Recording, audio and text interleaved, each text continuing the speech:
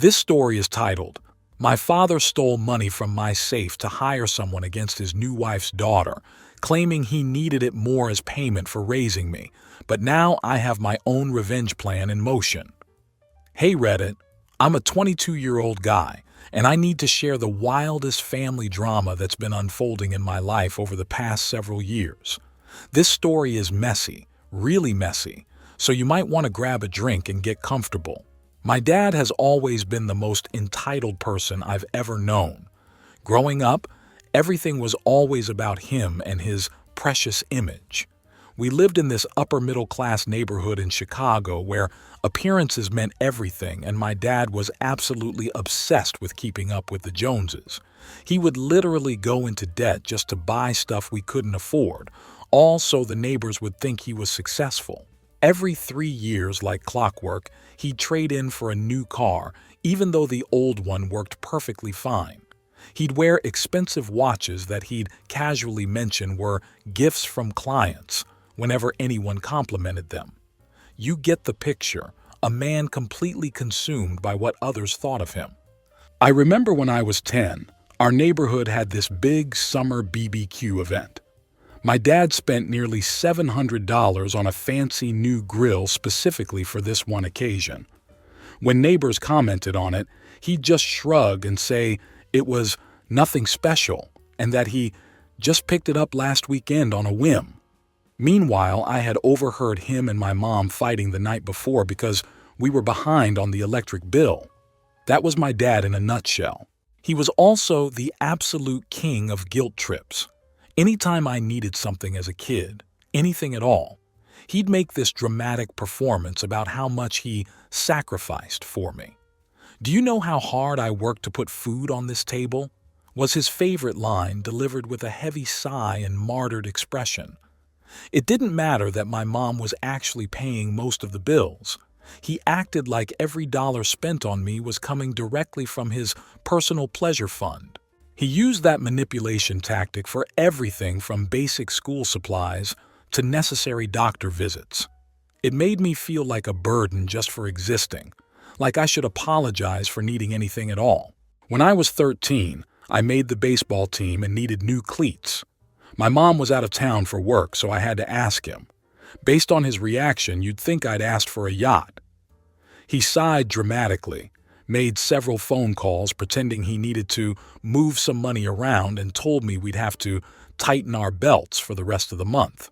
Then, the very next weekend, he bought himself new golf clubs that cost literally 10 times what my cleats did. But those were an investment, you see, because he was networking with important clients on the golf course. Right. My parents finally split when I was 14. The divorce was incredibly nasty, mostly because my dad couldn't accept that my mom was the one who wanted out. His precious ego couldn't handle being the one left behind. He dragged out the proceedings for almost 2 years, fighting her on every little thing, even when it made no sense financially. It was pure spite from beginning to end. During the divorce, he actually tried to get primary custody of me. Not because he wanted me around, he made that painfully clear in 100 small ways, but because he knew it would hurt my mom and he'd get more child support. When the judge saw through his BS and gave my mom primary custody, he acted absolutely heartbroken in court. Then he took me for burgers afterward and spent the entire time on his phone ignoring me. That was the last time he even pretended to want me around. Then came Veronica. Dad met her at some work function about 6 months after my mom moved out. Veronica was your typical trophy wife material, 10 years younger than him, always perfectly put together and desperate to climb the social ladder. She laughed at all his jokes, constantly stroked his ego, and basically worshipped the ground he walked on. She was exactly what he needed after the blow to his self-esteem from the divorce. But Veronica had her own agenda from day one. She'd been a single mom struggling to maintain her lifestyle after divorcing some rich guy who turned out to be not as wealthy as she'd thought. The funny thing is, she was smart enough to keep her assets separate. The house they eventually lived in was in her name from the beginning. I guess she wasn't as naive as she sometimes acted. My dad was her meal ticket back to the country club lifestyle, and she knew exactly how to play him, acting impressed by his success, asking his advice on everything, and making him feel like the big man he desperately wanted to be. It was honestly embarrassing to watch. Veronica had a daughter from her previous marriage, a 16-year-old I'll call Brianna. From day one, Brianna was treated like absolute royalty in that house. She was a year younger than me, but that's where our similarities ended. While I was average in pretty much every way, Brianna was this conventionally pretty, popular cheerleader type who knew exactly how to manipulate adults to get what she wanted. She had my dad wrapped around her finger within weeks of meeting him. She'd pull tricks like calling him Daddy, even though her real dad was still in the picture, by the way, and doing this fake helpless act whenever she needed something. "Daddy, I don't understand this math homework," she'd say with a pouty face, and suddenly my dad, who never once helped with my homework in all my years of school, would clear his schedule to sit with her for hours. Meanwhile, I'd be struggling with a school project in the next room and get told to figure it out because I needed to learn independence. By the time they got married, barely a year after my parents' divorce was finalized, the dynamic was firmly established. My dad and Veronica would spend ridiculous amounts of money on Brianna while I got the bare minimum. And I mean the absolute bare minimum. I remember one Christmas where Brianna got a MacBook Pro and designer clothes, while I got whatever was on clearance at Target. Veronica enabled all of this favoritism. She'd give these fake concerned looks when I'd point out the obvious differences in how we were treated, saying things like, "Well, Brianna's going through so much with the adjustment," or "Your father just wants to make sure she feels welcome in the family," as if I hadn't been adjusting to my parents' divorce too. This pattern continued for years. Meanwhile, Brianna knew exactly what was happening and would smirk at me behind their backs. Once, I overheard her and her friends laughing about how easily she could manipulate my dad. I just do the sad eyes thing and call him Daddy, and bam! New phone. They were literally mocking how easy he was to manipulate while wearing the clothes he bought her. When she noticed me listening, she just winked at me, completely shameless. I started spending most of my time at my mom's place, only going to Dad's every other weekend as required by the custody agreement. Even then, half the time he'd have to work or would be taking Veronica and Brianna on weekend trips that somehow I wasn't invited to. When I was actually there, I was treated like an inconvenient house guest rather than family. Whenever I needed anything for school or other necessities, he was suddenly tight on cash, or I needed to learn financial responsibility. But there was always money for Brianna's dance competitions, cheer camps, or whatever hobby she picked up for 2 weeks before getting bored and moving on to the next expensive interest. So I did exactly what he said. I learned financial responsibility. The summer I turned 16, I got a job buzzing tables at a restaurant near my mom's house. It paid minimum wage plus whatever tips the servers would throw my way. Not glamorous, but it was my money that no one could make me feel guilty about spending. The joint bank account was actually my dad's idea, which is the most ironic part of this whole story. He showed up at the restaurant one day while I was working, acting all concerned about my financial future. He said he was proud of me for working and wanted to help me set up a proper savings account. Since I was a minor, I needed an adult on the account anyway, so it made sense at the time. I remember sitting at the bank while the lady explained everything about the account to us. I felt pretty good when I deposited my first paycheck. Dad even acted impressed, telling me I was being so responsible. It was probably the only genuine compliment he ever gave me. Over the next 4 years, I worked my ass off.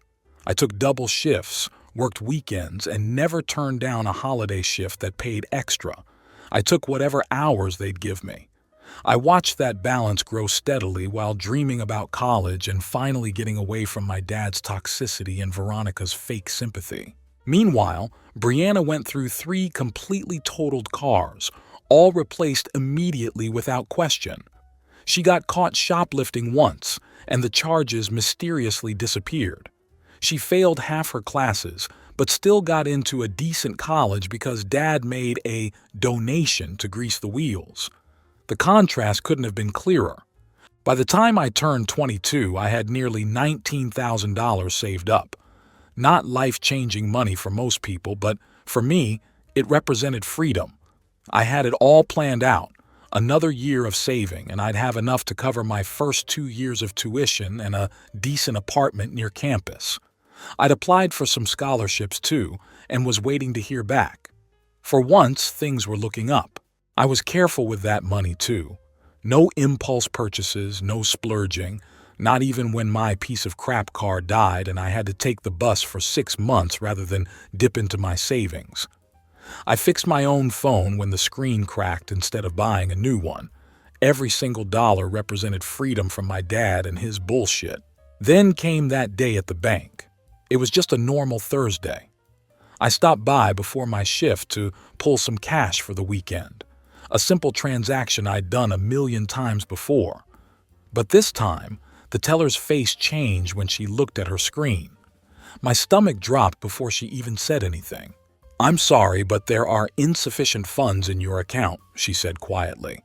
I just stood there blinking like an idiot. Those words didn't compute in my brain. I asked her to check again, thinking it had to be a mistake. She clicked around for a bit and then turned the screen so I could see it. There was a withdrawal, the entire balance, all $19,000 and change, gone. The date stamp showed it happened barely a month ago. That's when everything clicked. Brianna's sudden trip to Cancun with her friends. The designer clothes she'd been posting on Instagram. Her caption about the best surprise ever from the best dad ever. All of it paid for with my money. Money I'd earned working doubles while she was out partying and posting selfies. I walked out of that bank feeling like I was going to throw up. I sat on a bench outside and called him right there. When he picked up, I didn't waste time with small talk. I straight up asked him why he'd emptied my account. His response: "You don't need it right now, Brianna did. You can always earn more later." Just like that. Like my 4 years of busting my ass meant nothing. Like what I'd saved was just pocket change I could easily replace. Like his stepdaughter somehow deserved my money more than I did. That was the moment I decided this manipulative, entitled asshole was finally going to learn what consequences felt like. After I hung up on my dad, I just sat on that bench outside the bank for about an hour straight, shaking with rage. I've been angry before, but this was different. This was a next-level fury that made my vision blur. 4 years of my life, thousands of hours of work, all my sacrifices, gone in one transaction so Brianna could post bikini pics from Cancun. I couldn't just let this slide. Not this time. This wasn't about the money anymore, though $19,000 was certainly nothing to sneeze at. It was about years of being treated like I didn't matter, years of watching him bend over backward for his new family while tossing scraps my way. When I could finally think straight enough to move, I called my mom. She's always been the level-headed one, and I needed someone who wouldn't tell me I was overreacting. When I told her what happened, she went dead silent on the other end of the line. Not because she didn't believe me, she knew exactly what my father was capable of, but because she was calculating just how low he'd sunk this time. "Come over now. Bring all your bank statements," she said in a tone I rarely heard from her. I crashed at her place that night, both of us too angry to sleep. By morning, she'd already made a dozen calls and had her laptop open with about 20 tabs. My mom might look like a sweet kindergarten teacher, but cross her kid and she turns into a goddamn tactician. The first thing we did was call the bank to understand our options. The answer was exactly what I feared. Since he was a joint account holder, legally he had every right to withdraw the money. It wasn't technically theft in the eyes of the law. Morally fucked up beyond belief, but not illegal. "So we can't get the money back through the bank," my mom said after hanging up, her face set with determination. "But that doesn't mean we're powerless." That's when we started mapping out the plan. If we couldn't hit him legally, We'd hit him where it actually hurt, his precious reputation and financial stability. See, my dad's whole identity is wrapped up in how others perceive him. Mr. Successful, Mr. Family Man, Mr. Pillar of the community. The man would rather die than have people know what he's really like. And his finances, a total house of cards. My mom had witnessed it during their marriage. He'd spend way beyond his means to keep up appearances, taking out loans to pay other loans, the whole deal. Step 1 of the plan: expose him publicly. I started with calls to family members, beginning with my paternal grandmother. She'd always been nice to me, even though we weren't super close. When I told her what happened, she first asked if I was sure, if there wasn't some misunderstanding. I expected that. Nobody wants to believe someone in their family could be that shitty. So I emailed her the bank statements showing the complete withdrawal, screenshots of my stepsister's social media posts from the exact dates showing her Cancun trip and shopping sprees, and a recording of my phone call with my dad. Yeah, I recorded it. You learn to document everything when you grow up with someone like him. Her tone changed completely after seeing the evidence. I always knew your father had issues, she said with a sigh, but I never thought he'd stoop this low, not with his own child's future. I didn't stop there. I called every relative, every family friend, every connection we had in common.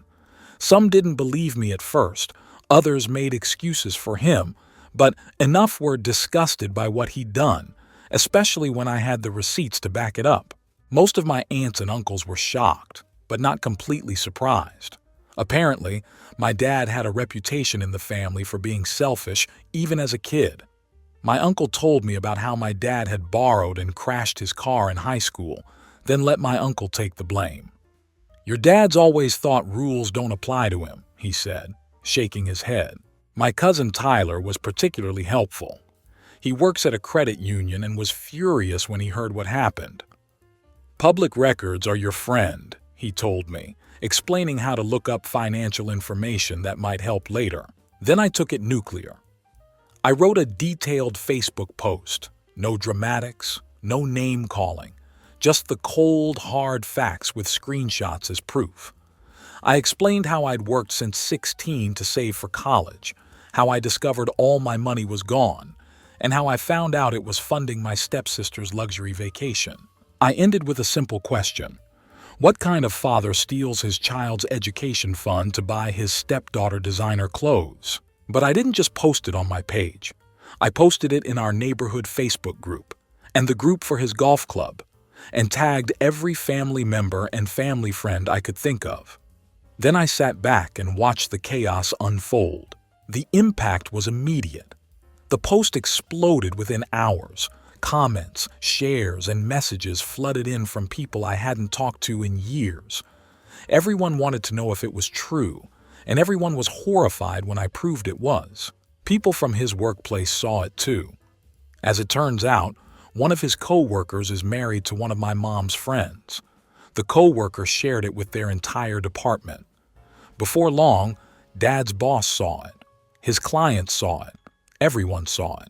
Brianna was the first to respond, commenting some BS about how she had no idea where the money came from and how I was trying to ruin her relationship with her dad. But she deleted her comment and blocked me within minutes, clearly realizing she had no defensible position.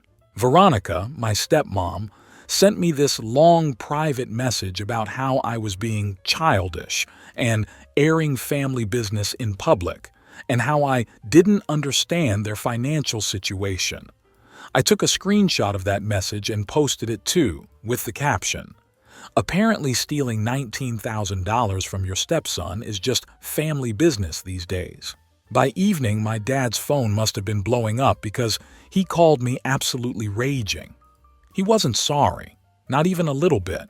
He was furious that I'd embarrassed him, that I'd made him look bad, that people were calling him about it. His boss had even pulled him aside at work to ask about the situation. Not once did he apologize. Not once did he acknowledge that what he did was wrong. He was just mad that I'd exposed him. He threatened to cut me off completely if I didn't delete the post immediately. I laughed at that. Cut me off from what? You already stole all my money. There's nothing left for you to take. When he tried to guilt me about destroying his reputation, I just replied with his own words. You don't need your reputation right now. You can always rebuild it later. The silence on the other end of the line told me I'd hit the mark. When he finally spoke, his voice had this dangerous edge. You're going to regret this. Not as much as you will, I replied and hung up. That night, the real work began. Remember my cousin Tyler from the credit union? He couldn't access my dad's records directly. That would be illegal. But he pointed me toward public resources where I could dig up dirt. Your dad cares about his image, right? Well, financial problems don't stay hidden forever, especially from the people in his house, Tyler said. You just need to know where to look. Tyler showed me how to search county records online and taught me about tax liens, property records, and court judgments, all that stuff. He even helped me set up alerts so I'd know if any new records got filed under my dad's name. I spent the next week digging through every public database I could find. County records, court databases, property information, business filings. I wasn't just angry anymore. I was focused, methodical, out for blood. The county website was a gold mine. Turns out you can see if someone has tax liens, judgments, or property records. All public info. I found 3 tax liens from the past 5 years, a judgment from a credit card company he'd defaulted on, and multiple late payments on their mortgage. Nothing massive individually, but together they painted a picture of a man drowning in debt while pretending to be successful. I also found out he'd taken a second mortgage on the house just 2 months ago. I'd bet anything that's where some of the money for Brianna's trip came from, on top of my savings. Then I remembered something. When I was cleaning out my old room at his house last year, I'd found a stack of mail he'd hidden behind some books in his office. I'd ignored it then, thinking it was nothing important. Now I realized it might be financial stuff he was hiding from Veronica. I called my old high school friend Nicole, who still had a key to Dad's house. She sometimes pet sat for them when they were away. She owed me for covering her shifts last summer, so she agreed to check if that stack was still there during her next visit. Jackpot. Not only was it there, but it had grown. She snapped photos of everything: collection notices, late payment warnings, loan rejection letters. There was even an application for a personal loan where he'd listed his income as $55,000 more than he actually made. The dude was in way deeper than even I'd thought.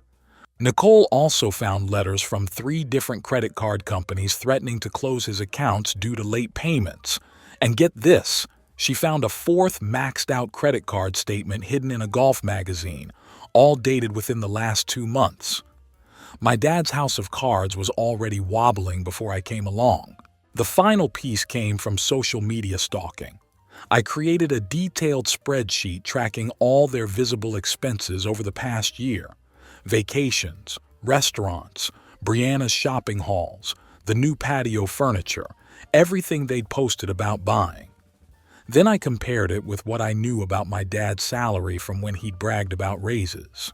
I even went back through old posts and added up what they'd spent on Brianna's Sweet 16 party, her car, her graduation trip to Hawaii, and all the designer stuff he'd bought her. I conservatively estimated they'd spent over $45,000 just on Brianna's luxuries in the past year. There was no way his salary covered that, plus their mortgage, car payments, country club fees, and Veronica's shopping addiction. The math simply wasn't adding up, not even close. Either he'd won the lottery and kept it secret, or he was financing their lifestyle with massive debt.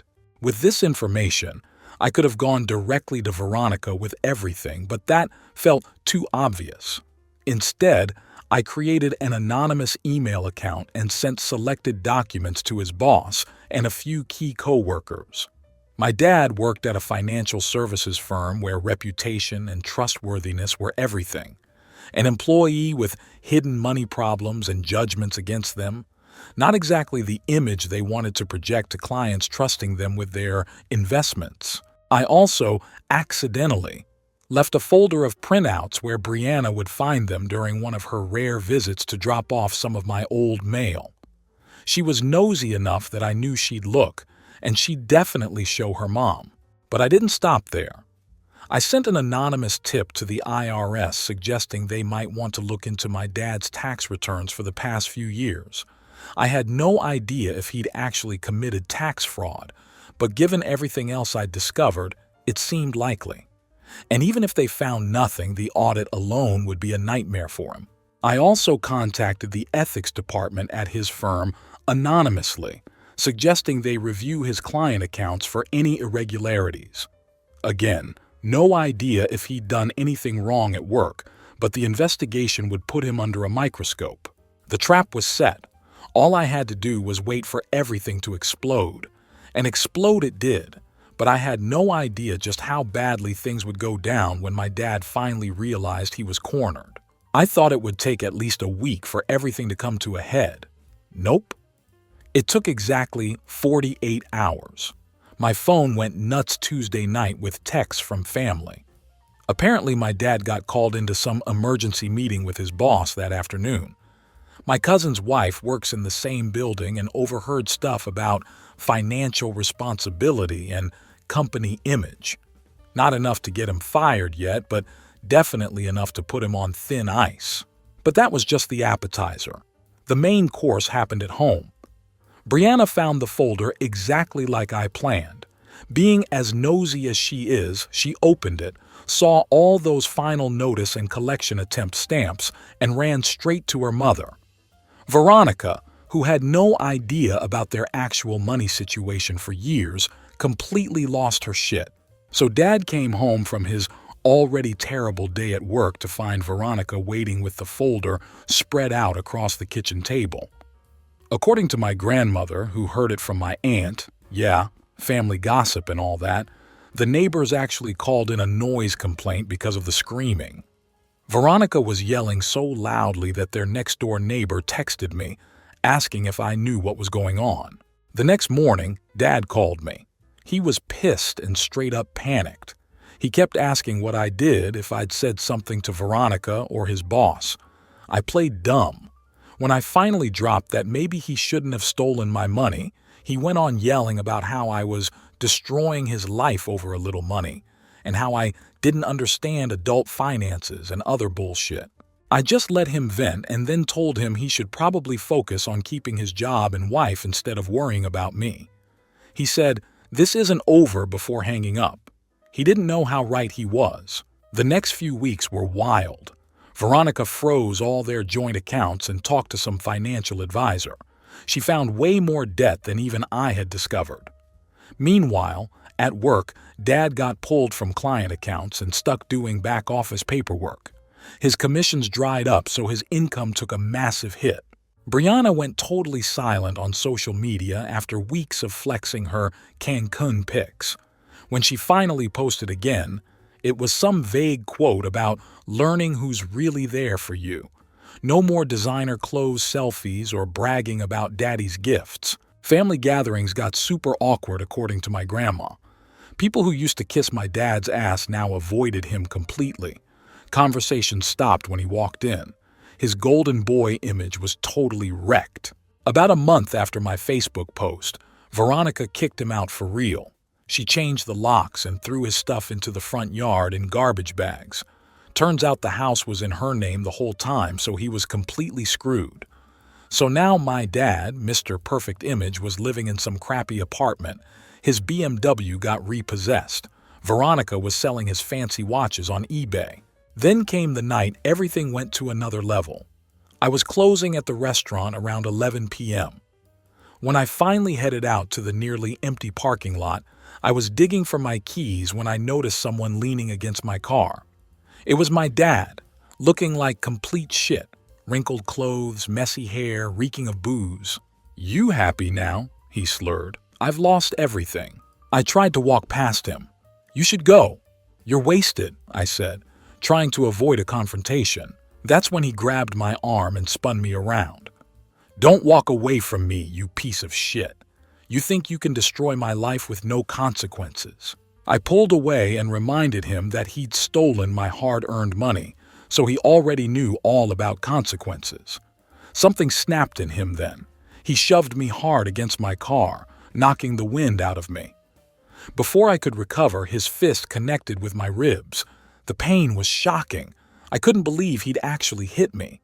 "You're going to fix this," he growled, punching me again in the shoulder. "Tell everyone you lied." I tried to shield myself, but he was bigger and stronger. Another hit caught me in the side. I managed to break away and stumble sideways. He lunged at me, but I sidestepped, and he crashed into my car. The alarm started blaring, and that's when my manager Roberto came running out of the back door of the restaurant. "Hey, what the hell is going on?" Roberto shouted. My dad tried to act normal, but it was way too late. I pulled out my phone and told him I was calling the cops. He just spat near my feet, said I was dead to him, and stumbled back to his car. Roberto stayed with me until the cops showed up about 5 minutes later. They took our statements, photographed my bruises, and put out an alert for my dad's car. They caught him trying to drive home and added a DUI to his assault charges. I went to the hospital, just bruising, no broken ribs, thank God, and filed for a restraining order that night. When they asked if I wanted to press charges for assault, I didn't hesitate to say yes. I stayed at my mom's that night. She wasn't surprised he'd snapped when he lost control of his precious image. By morning, the whole family knew what had happened. Any support Dad had left was gone. My grandmother texted that she was sorry for ever defending him and asked what I needed. The assault case changed everything. This wasn't just some family drama anymore. It was public record. My dad wasn't just the guy who played favorites. He was the guy who beat up his own son in a parking lot. The assault case transformed what had started as family drama into something my dad couldn't BS his way out of. Funny how bruises and police reports don't care about your excuses. I got a lawyer through my mom's college friend who does family law. She hooked us up with a reduced rate, thank God, since I was broke. Wonder why?